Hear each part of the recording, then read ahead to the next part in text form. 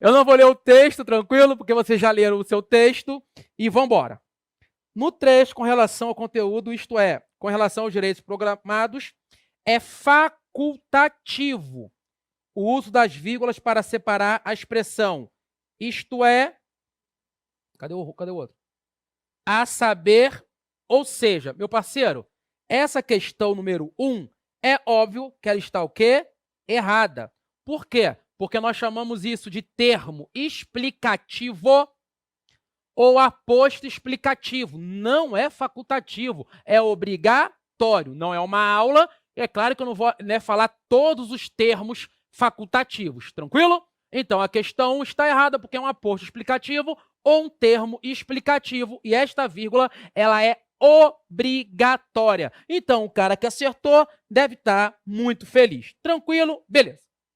No trecho, poderão produzir tais mudanças na organização da vida humana e das relações sociais. Opa! Olha o que, meu irmão? Olha o que? Se crie, beleza. Caso se fosse deslocado para imediatamente após o verbo criem-se. Olha só o que ela está dizendo. Ela está dizendo que seria mantida a correção gramatical. Meu parceiro, quando você olhar o que, já sabe que o que, ele puxa o pronome para antes do verbo. Não precisa saber as 27 funções do que. Tranquilo? Mas se você quiser saber, esse que é um pronome relativo, logo é um caso de próclise. Próclise é o pronome antes do verbo. Questão número 2 também está o quê? Errada. Aí o cara já fica meio bolado. Por quê? Pô, a questão eu marquei errada, a questão 2 eu marquei errada. Meu irmão, então vou mudar alguma. Não mude não. Vamos embora. Próxima. A questão 3, vou logo dizer, é uma questão polêmica, né? O colegiado, eu, Neurilo e as meninas, quase aqui perdemos um tempão. Por quê? A questão 3 está assim, ó, infere-se. Inferir, parceiro, é deduzir. Inferir é tirar por conclusão, já ferrou. Então, quer dizer que não está lá no texto expresso. Muito subjetivo. Então, a questão 3, passiva de recurso, claro, se não for o nosso gabarito. Se for o nosso gabarito, vamos deixar isso rolar. Então, para nós, a questão 3, ela estaria correta. Mas não me assusta nada se o Sebrasp, o cão, colocar como certa, tranquilo? Se colocar como errada, nós entraremos com recurso, tá? O que matou aqui foi o infere-se. E o que está matando aqui, também na questão, é limites, tá certo? Mas bem rapidão, vamos voltar para o texto bem rapidão. Vamos voltar para o texto aqui. Cadê aqui no texto? Pronto, né? Tá bem aqui, ó. A comunicação poderão produzir tais mudanças na organização da vida humana e das relações sociais. Tá aqui? Cadê? Deixa eu editar. Eu até marquei aqui esse troço no texto. Pronto, achei aqui. Cadê onde está esse troço? Um ponto de parada. Cadê esse troço aqui? Um ponto de parada. Os direitos elencados na declaração não são os únicos e possíveis direitos do homem, são os direitos do homem histórico. Isso aqui é uma questão já. Tal como se configurava na mente dos redatores da declaração após a... Pronto, está aqui. Guerra Mundial, em uma época que tivera início a Revolução Francesa e desembocara na Revolução Soviética. Não é preciso muita imaginação para prever que o desenvolvimento da técnica, a transformação das condições econômicas e sociais, a ampliação dos conhecimentos e a intensificação dos meios da comunicação poderão produzir tais mudanças na organização da vida humana, das relações sociais que criam ocasiões favoráveis para o nascimento de novos carecimentos. Aí, o que deu abertura também foi esse troço aqui, novos carecimentos. E, portanto, para novas demandas de liberdade e poderes. Por isso que a questão 3 é uma questão altamente polêmica. Tranquilo? Então, se der errado, se der ruim, vamos entrar com recurso. E se a banca aceitar certo, então morreu, tá valendo, vamos para casa feliz da vida. Tranquilo? Próxima questão, vamos que vamos. Questão de número 4.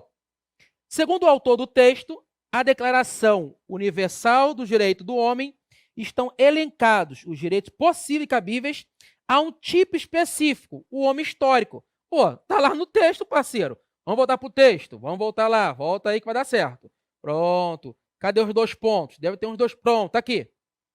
Tá aqui nada, não tô nem achando. Então, mas vamos achar aqui esses 2 pontos aqui. Vamos lá, porque mudou aqui. Deixa eu ver onde tá aqui no meu que fica mais fácil, tá? Deve estar em algum lugar aqui do texto. Vamos ler o texto todo, não vou ler. Pronto, achei. Os direitos elencados na declaração são os únicos e possíveis direitos do homem. 2 pontos. São os direitos do homem histórico. Tá aqui, ó. Tranquilão. Tá lá no texto. Eu acho que não tem nem o que o cara pensar. Essa questão 4 passou de boa. Não discutimos, ninguém puxou o cabelo de ninguém e vamos embora. Caraca, professor, acertei as 4. Então vamos para cima, vamos para cima. A questão número 5 é uma questão, tá, de redação oficial. Então vamos embora para a questão número 5. De acordo com a última edição, a distinção entre aviso, memorando e ofício foi abolida, passando a adotar o termo ofício como uma única nomenclatura para todos os expedientes. Meu irmão, tem mais de um expediente, são alguns. Ele falou que são todos os expedientes, e é mais de um expediente. Então, nós colocamos a 5 como uma questão errada. Agora, se o Sebrasp tivesse colocado esses expedientes, aí sim, a questão estaria certa. Tranquilo? Então, a questão 3, ela está o quê? Errada. Questão 6. Parceiro, olha só. Todo professor diz a mesma coisa. Quando aparecer a palavra exceto, inclusive, meu irmão, se liga aí. Vamos lá?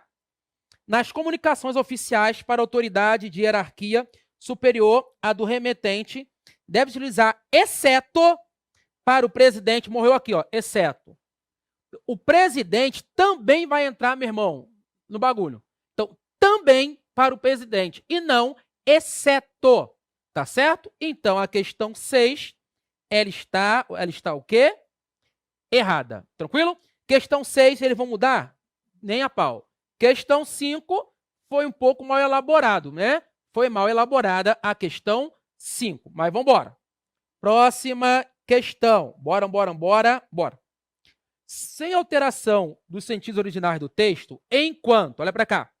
O enquanto, ele tem 2 funções, tá?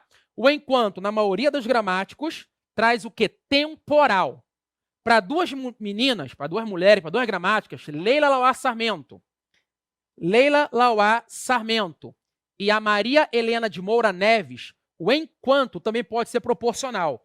Mas na nossa visão, esse enquanto não pode ser proporcional. Eu só vi cair uma vez no Sebrasp, que era CESP, o enquanto como proporcional. Mas não dá ideia de simultaneidade, meu parceiro. Então, esse enquanto é temporal. E à medida que? À medida que é proporcional. Então, morreu Maria Preá. A questão está o quê? Errada. Questão 7, a questão está errada e muito errada. Tranquilo? Beleza? Partiu. 8. Os últimos parágrafos do texto evidenciam que a agente prisional enviada para vigiar a autora do texto tinha detalhes acerca da área da prisão para onde esta seria levada, mas preferiu não nos revelar. A questão 8 está errada. Em nenhum momento dá essa ideia que ela sabia de alguma coisa. Tranquilo? Questão 9. Partiu, questão 9. A descrição do espaço é um recurso utilizado pela autora para criticar o ambiente prisional em que se encontra.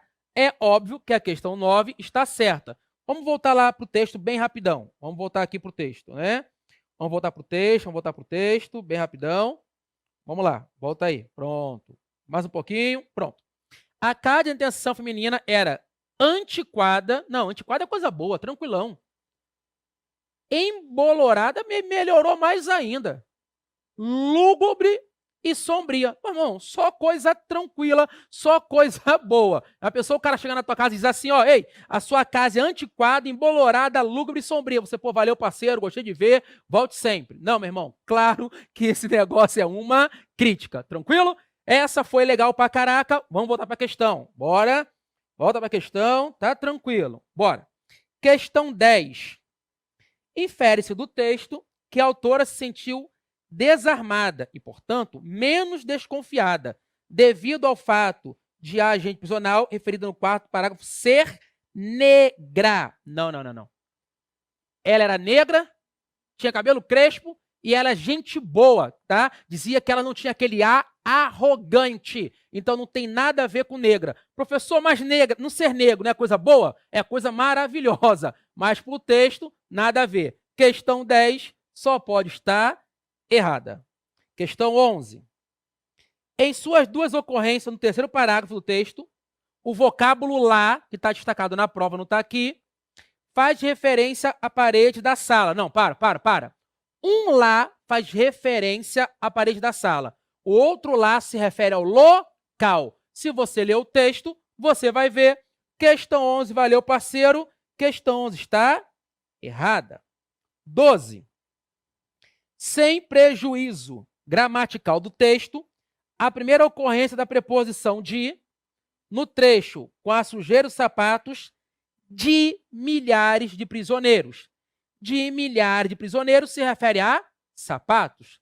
E se eu tiro de e coloco 2, também se refere a sapatos, especificando. Não é qualquer sapato. Tem o meu sapato, tem o sapato do câmera, tem o teu sapato. Especificou. São de milhares de prisioneiros, adjunto adnominal os 2, não muda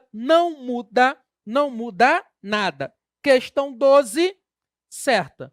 E a última questão, e vou deixá-los em paz para você comemorar a sua aprovação. Beleza? Bora. Sem alteração do sentido do texto, a palavra lúgubre, no primeiro parágrafo do texto, poderia ser substituída por fúnebre. Lúgubre, algo ruim, algo gelado, algo morto. Fúnebre é a mesma coisa, é só lembrar de cemitério, tranquilo? Então, se você estiver namorando com a gata e ela disser que você é fúnebre porque você é um cara frio, mortão, molão, tranquilo? Então, não estou dizendo para ninguém aqui não. Calma aí, pessoal, calma aí. Ó. Não estou, olha para qual câmera aqui. Ó, o pessoal achou que estava falando para alguém aqui, não estou falando para ninguém. Tá vendo aí como a carapuça serve, né? Eu falei assim, ó, um cara molão. Aí outra apontou para você, tá falando contigo aí. Não é para ninguém não conheço a vida de ninguém, tá certo? Então, a questão 13, ela está o quê? Sem alteração. A questão está certa, até porque lúgubre e fúnebre são sinônimos.